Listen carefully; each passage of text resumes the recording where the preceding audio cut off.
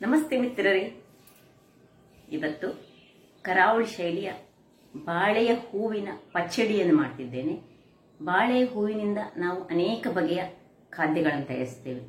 ಚಟ್ನಿಯಂತೂ super ಆಗ್ತದೆ, ಪಚ್ಚಡಿಯಂತೂ ಅದಕ್ಕಿಂತ super. ಅನೇಕ ಆರೋಗ್ಯಕರ ಅಂಶವನ್ನು ಹೊಂದಿರುವಂತಹ ಈ ಬಾಳೆಯ ಹೂವನ್ನು ಈ ಸೌತ್ ಇಂಡಿಯಾದಲ್ಲಿ ನಾವು ತುಂಬ ಬಳಸ್ತೇವೆ. ಅದು ಸಹ ಹಿಂದಿನ ಕಾಲದಲ್ಲಿ ಈ ಒಂದು ಬಾಳೆಯ ಹೂವನ್ನು ಉಪಯೋಗಿಸಿ ತರತರದ ಪದಾರ್ಥಗಳನ್ನು ನಮ್ಮ ಹಿರಿಯರು ಮಾಡ್ತಿದ್ರು. ಯಾಕೆಂದ್ರೆ ಅದರಲ್ಲಿ ಅಂತಹ ಒಂದು ಆರೋಗ್ಯದಾಯಕವಾದ ಅಂಶಗಳು ಉಂಟು ಹೇಳಿ. ಈ ಹಾರ್ಟಿನ ಹೆಲ್ತಿಗೆ ಸಹ ಒಳ್ಳೆಯದು, ಡೈಜೆಷನ್ಗಂತೂ ಹೇಳಿ ಮಾಡಿಸಿದಂಥದ್ದು. ಅಲ್ಲದೆ ಮೆನ್ಸ್ಟ್ರಲ್ ಪ್ರಾಬ್ಲಮ್ ಇರುವಂತಹ ಹೆಂಗಸರು ಸಹ ಇದನ್ನು ಒಂದು ತಿಂಗಳಿಗೆ 1-2 ಬಾರಿಯಾದರೂ ಇದರ ಪದಾರ್ಥ ಮಾಡಿ ತಿಂದರೆ ಬಹಳ ಉತ್ತಮ. ಸ್ಕಿನ್ ಅನ್ನು ಗ್ಲೋ ಮಾಡ್ತದಂತೆ.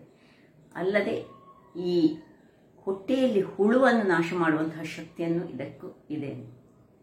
ಹಾಗಿರುವಾಗ ಈ ಒಂದು ಬಾಳೆಯ ಹೂವಿನ ಪಚ್ಚಡಿಯನ್ನು ಯಾವ ರೀತಿಯಲ್ಲಿ ಮಾಡುವುದು ಎಂದು ನೋಡುವ ಮೊದಲು ಯಾರೆಲ್ಲ ನನ್ನ ಚಾನಲ್ ಅನ್ನು ನೋಡ್ತಿದ್ದೀರಿ, ಯಾರೆಲ್ಲ ಇನ್ನೂ ಸಬ್ಸ್ಕ್ರೈಬ್ ಮಾಡಿಲ್ಲ, ದಯವಿಟ್ಟು ಸಬ್ಸ್ಕ್ರೈಬ್ ಮಾಡಿ, ಸಪೋರ್ಟ್ ಮಾಡಿ ಅಂತ ಹೇಳುತ್ತಾ ಬನ್ನಿ ಈ ರುಚಿಕರವಾದ ಆರೋಗ್ಯದಾಯಕವಾದ ಬಾಳೆಯ ಹೂವಿನ ಪಚ್ಚಡಿಯನ್ನು ಹೇಗೆ ಮಾಡುವುದು ಎಂದು ನೋಡೋಣ.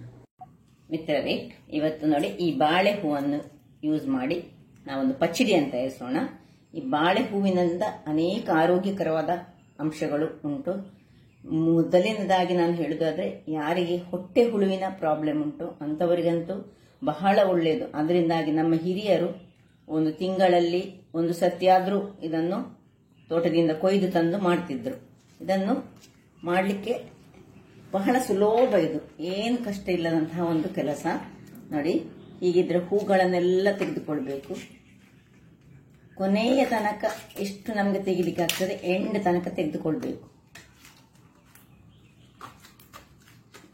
ಹೀಗೆ ನೋಡಿ, ಹೂ ಬೇಡ, ಹೂವಿನಿಂದ ಸಹ ಈ ತಮಿಳಿಯನ್ಸ್ನವರು ಇದರಿಂದ ಒಂದು ಪೋಡಿ ಮಾಡ್ತಾರೆ, ಮತ್ತು ಇದರಿಂದ ಸಹ ಒಂದು ಕೆಲವು ಖಾದ್ಯಗಳನ್ನು ತಯಾರಿಸ್ತಾರೆ. ನೋಡಿ, ಎಂಡ್ ಬರೋ ತನಕ ಇದನ್ನು ತೆಗೆದುಕೊಳ್ಬೇಕು ನಾವು. ಕೊನೆಯಲ್ಲಿ ನಮಗೆ ಬೇಕಿದೆ, ಎಳತ್ತಾದದ್ದು ಬೇಕು. ನೋಡಿ, ಇದನ್ನೀಗ ಕಟ್ ಮಾಡಿಕೊಂಡು ಅದಕ್ಕೋಸ್ಕರ ನಾವು ಇಲ್ಲಿ ಈ ಮಜ್ಜಿಗೆ ನೀರನ್ನು ರೆಡಿ ಮಾಡಿಕೊಂಡಿದ್ದೇವೆ. ಇಲ್ಲಿ ನೋಡಿ, ಬೇಕಾಗುವ ಸಾಮಗ್ರಿಗಳು: 1 ಚಮಚದಷ್ಟು ಕೊತ್ತಂಬರಿ ಬೀಜ, ತೆಂಗಿನ ತುರಿ, 5 ಉದ್ದ ಮೆಣಸನ್ನು ತೆಗೆದುಕೊಂಡಿದ್ದೇನೆ ನಾನು. ಬ್ಯಾಡಿಗೆ ಮೆಣಸು ಮಾತ್ರ ಸಾಕು. ಒಗ್ಗರಣೆಗೆ ಸಾಸಿವೆ ಮತ್ತು ಇಲ್ಲಿ ಕರಿಬೇವಿನ ಸೊಪ್ಪು. ಈಗ ಇದನ್ನು ಮೊದಲಿಗೆ ಕಟ್ ಮಾಡಿಕೊಳ್ಳೋಣ. ನೋಡಿ, ಸಣ್ಣದಾಗಿ ಹೆಚ್ಚಿಟ್ಟುಕೊಂಡು ನೋಡಿ, ಎಳತ್ತು ಹೀಗೆ ಸಣ್ಣದಾಗಿ ಹೆಚ್ಚಿಟ್ಟುಕೊಂಡು, ಅಥವಾ ಸ್ವಲ್ಪ ದೊಡ್ಡದು ಮಾಡಿ ತೊಂದರೆ ಇದೆ ನಮಗೆ ಬೇಯಿಸ್ಲಿಕ್ಕೆ ಉಂಟು, ಅದರಿಂದಾಗಿ ಸ್ವಲ್ಪ ದೊಡ್ಡದಾದ್ರೆ ಸಹ ತೊಂದರೆ ಇಲ್ಲ. ಸ್ವಲ್ಪ ಹೊತ್ತು ನಾವು ಈ ಮಜ್ಜಿಗೆಯ ನೀರಿನಲ್ಲಿ ಕಣೇರು ಉಂಟಲ್ಲ ಅದನ್ನು ಬಿಟ್ಟುಕೊಳ್ಳಿಕ್ಕೆ ನಾವು ಹಾಕೊಳ್ಬೇಕು. ಇದೆಲ್ಲ ನಾನು ಕಟ್ ಮಾಡಿ ತೋರಿಸ್ತೇನೆ ವೀಕ್ಷಕರೇ. ಇಲ್ಲಿ ನೋಡಿ, 5 ನಿಮಿಷ ಕಳೆದಿದೆ. ಈಗ ಇದರಲ್ಲಿ ನೋಡಿ, ಈ ಕಣೇರು ಬಿಟ್ಟಿದೆ. ಇದನ್ನೀಗ ಹೀಗೆ ಹಿಂಡಿಕೊಂಡು ಒಂದು ಪಾತ್ರೆಗೆ ಹಾಕೊಳ್ತಿದ್ದೇನೆ ನಾನು. ಜಸ್ಟ್ ಇದನ್ನು ಸ್ವಲ್ಪ ಬೇಯಿಸಿಕೊಳ್ಳೋಣ. ಗ್ಯಾಸ್ ಅನ್ನು ಆನ್ ಮಾಡ್ಕೊಳ್ತಿದ್ದೇನೆ. ಈಗ ಇದಕ್ಕೆ ಇದು ಬೇಯುವಷ್ಟು ನೀರನ್ನು ಹಾಕೊಳ್ಳೋಣ. ಇದು ಬೇಗ ಬೇಯುತ್ತದೆ. ಸ್ವಲ್ಪ ನೀರನ್ನು ಹಾಕೊಂಡು, ಸ್ವಲ್ಪ ಇದು ಆಪ್ಷನಲ್ ಬೆಲ್ಲ ಒಂದು ಸಣ್ಣ ತುಂಡು ಹಾಕೊಳ್ತಿದ್ದೇನೆ. ಮತ್ತೆ ಸ್ವಲ್ಪ ಉಪ್ಪನ್ನು ಹಾಕೊಂಡು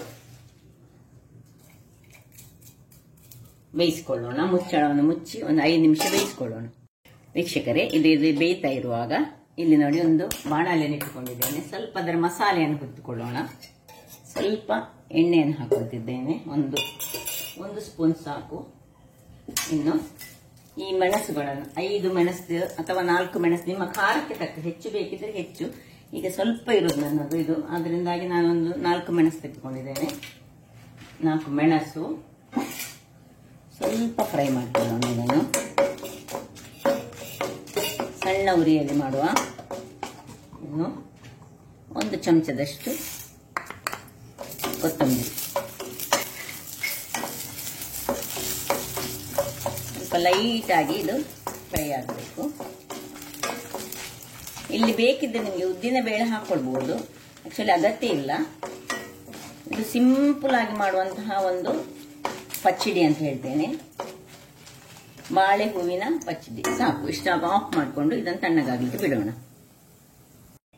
ಇಲ್ಲಿ ವೀಕ್ಷಕರೇ, ಇಲ್ಲಿ ನೋಡಿ, ಇದು ಸಾಕು, ಇದು ಬೆಂದಿದ್ದು. ಇದು 10 ನಿಮಿಷ ಸಹ ಬೇಕದೆ, 5 ನಿಮಿಷದ ಬೇಕದೆ. ಈಗ ಇದನ್ನು ಆಫ್ ಮಾಡಿಕೊಂಡು ಇದನ್ನು ಸ್ವಲ್ಪ ತಣ್ಣಗಾಗಲಿಕ್ಕೆ ಬಿಟ್ಕೊಳ್ಳೋಣ. ವೀಕ್ಷಕರೇ, ಇಲ್ಲಿ ನೋಡಿ, ಫ್ರೈ ಮಾಡಿದಂತಹ ಮೆಣಸು ಮತ್ತು ಕೊತ್ತಂಬರಿ ತಣ್ಣಗಾಗಿದೆ, ಇದು ಸಹ ತಣ್ಣಗಾಗಿದೆ. ಈಗ ಒಂದು ಮಿಕ್ಸಿ ಜಾರ್ ಅಂತ ತೆಗೆದುಕೊಂಡು, ಅಥವಾ ನೀವು ಗ್ರೈಂಡರ್ ಇದ್ದ ಗ್ರೈಂಡರಲ್ಲಿ ಹಾಕೊಳ್ಬಹುದು. ಇದನ್ನು ಇದರೊಳಗೆ ಹಾಕೊಳ್ಳೋಣ.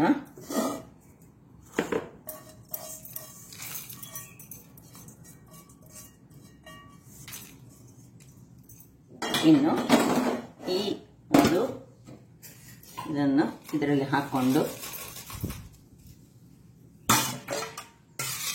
ಉಪ್ಪು ಆಲ್ರೆಡಿ ಇದರಲ್ಲೇ ಉಂಟು.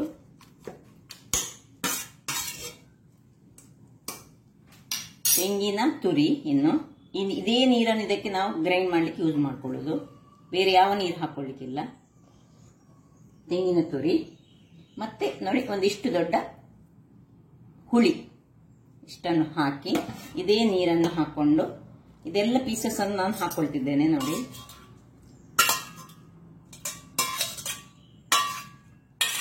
ಒಳ್ಳೆ ಗ್ರೈಂಡ್ ಮಾಡ್ಕೊಂಡು ತರೋಣ. ನೋಡಿ, ಗ್ರೈಂಡ್ ಮಾಡಿದ್ದು ಈ ರೀತಿಯಾಗಿ ಬಂದಿದೆ. ಇಷ್ಟು ಫೈನ್ ಆಗಿ ಬರಬೇಕು ನೋಡಿ. ಇನ್ನೀಗ ಇಲ್ಲಿ ನಾನು ಅದೇ ಪಾತ್ರೆಯನ್ನು ಇಟ್ಕೊಂಡಿದ್ದೇನೆ, ಗ್ಯಾಸ್ ಇಟ್ಕೊಂಡಿದ್ದೇನೆ. 1 ಚಮಚದಷ್ಟು ಎಣ್ಣೆ. ಇದು ಆಪ್ಷನಲ್, ಬೆಳ್ಳುಳ್ಳಿ ಬೇಕಿದ್ರೆ ಹಾಕೊಳ್ಬಹುದು, ಬೇಡದಿದ್ರೆ ಬಿಟ್ಕೊಳ್ಬಹುದು. ಬೆಳ್ಳುಳ್ಳಿ ಸ್ವಲ್ಪ, 1 ಚಮಚದಷ್ಟು ಸಾಸಿವೆ, ಸ್ವಲ್ಪ ಕರಿಬೇವಿನ ಸೊಪ್ಪು,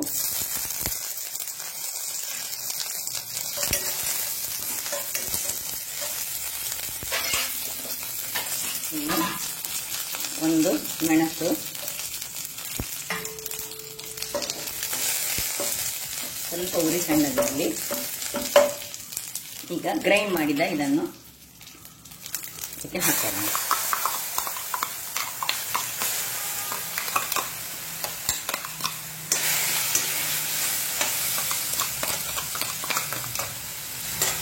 ಬಹಳ ಪರಿಮಳವಾಗಿ ಬರ್ತಾ ಉಂಟು. ಈಗ ನೋಡಿ, ಈ ಮಿಕ್ಸಿಗೆ ಸ್ವಲ್ಪ ನೀರನ್ನು ಹಾಕೊಳ್ಳೋಣ. ಸ್ವಲ್ಪ ನೀರನ್ನು ಹಾಕೊಂಡು ಸ್ವಲ್ಪ ನೀರು ಮಾಡ್ಕೊಳ್ಳೋಣ. ಇದನ್ನು ಇನ್ನೂ ಸ್ವಲ್ಪ ನೀರು ಹಾಕ್ಬೇಕಿದು.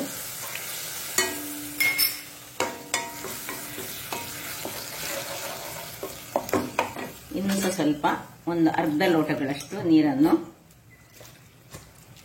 ಮಿಕ್ಸಿ ಕ್ಲೀನ್ ಮಾಡಿ ಹಾಕೋಣ. ಈಗ ಇಲ್ಲಿ ಉಪ್ಪನ್ನು ನೋಡ್ಕೊಳ್ಳೋಣ. ಉಪ್ಪು ಕಡಿಮೆ ಇದ್ರೆ ಉಪ್ಪು ಹಾಕೊಳ್ಳಿ. ಬೆಲ್ಲ ಸಹ ಹಾಕೊಂಡಿದ್ದೆ, ಬೆಲ್ಲ ಹಾಕಿದ್ರೆ ಸ್ವಲ್ಪ ಬಹಳ ಉತ್ತಮ. ಯಾಕೆ ಹೇಳಿದ್ರೆ, ನಾನು ಹೇಳಿದೆಲ್ಲ, ಬಾಳೆಯ ಈ ಹೂವಲ್ಲಿ ಸ್ವಲ್ಪ ಕಣೆಯದ ಅಂಶ ಅದು ಹೋಗ್ತದೆ. ನಾವು ಈ ಇದರಲ್ಲಿ ಹಾಕಿ ಮಾಡುವಾಗ ಉಪ್ಪೆಲ್ಲ ಸರಿಯಾಗಿ ಉಂಟು. ಈಗ ಇದನ್ನು ಮುಚ್ಚಿಕೊಂಡು ಒಂದು ಒಳ್ಳೆ ಕುದಿ ಬರಿಸಿಕೊಳ್ಳೋಣ. ವೀಕ್ಷಕರೇ, ಇಲ್ಲಿ ನೋಡಿ, ಒಳ್ಳೆ ಕುದಿ ಬರ್ತಾ ಉಂಟು. ಸಾಕು, ಇಷ್ಟು ಒಳ್ಳೆ ಕುದಿ ಬಂದ ಮೇಲೆ ಇದನ್ನೀಗ ಆಫ್ ಮಾಡ್ಕೊಳ್ಳೋದು. ನಿಮಗೆ ಖಾರ ಹೆಚ್ಚು ಬೇಕಿದ್ರೆ ಖಾರ ಮೆಣಸನ್ನು ಸ್ವಲ್ಪ ಹೆಚ್ಚು ಹಾಕೊಳ್ಬಹುದು. ನೋಡಿ, ಆಫ್ ಮಾಡಿಕೊಂಡು ಇನ್ನು ಸರ್ವ್ ಮಾಡ್ಕೊಳ್ಳೋಣ.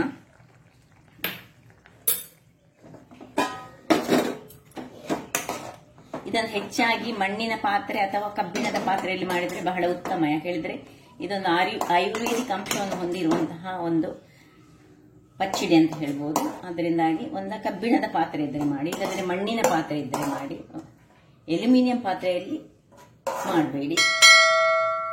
ಇದರ ಎಲ್ಲ ಅಂಶಗಳು ನಿಮ್ಮ ದೇಹಕ್ಕೆ ಸಿಗ್ಬೇಕಂತ ಇದ್ರೆ ಹೀಗೆ ಒಂದು ಕಬ್ಬಿಣದ ಪಾತ್ರೆ ಅಥವಾ ಮಣ್ಣಿನ ಪಾತ್ರೆ. ನೋಡಿದ್ರಲ್ಲ ವೀಕ್ಷಕರೇ, ನೋಡಿ ಏನು ಚೆನ್ನಾಗಿ ಬಂದಿದೆ. ನಾನೀಗ ಒಂದು ಸಣ್ಣ ಇದರಲ್ಲಿ ಮಾಡಿದ್ದು. ನೀವು ಬೇಕಿದ್ರೆ ಹೆಚ್ಚಿನ ಪ್ರಮಾಣದಲ್ಲಿ ಈ ಒಂದು ಬಾಳೆಯ ಹೂವಿನ ಪಚ್ಚಡಿ. ಹಾಗಾದರೆ ನನ್ನ ಈ ಕುಕಿಂಗ್ ಚಾನಲ್ ನಿಮಗೆ ಇಷ್ಟ ಆದರೆ ಬೋಳೂರು ಸುವರ್ಣ ಚಾನಲನ್ನು ಲೈಕ್ ಮಾಡಿ, ಶೇರ್ ಮಾಡಿ ಹಾಗೂ ಸಬ್ಸ್ಕ್ರೈಬ್ ಮಾಡಿ. ಹಾಗೂ ನನ್ನ ಇನ್ಸ್ಟಾಗ್ರಾಮ್ ಪೇಜನ್ನು ಫಾಲೋ ಮಾಡಿ. ಧನ್ಯವಾದಗಳು.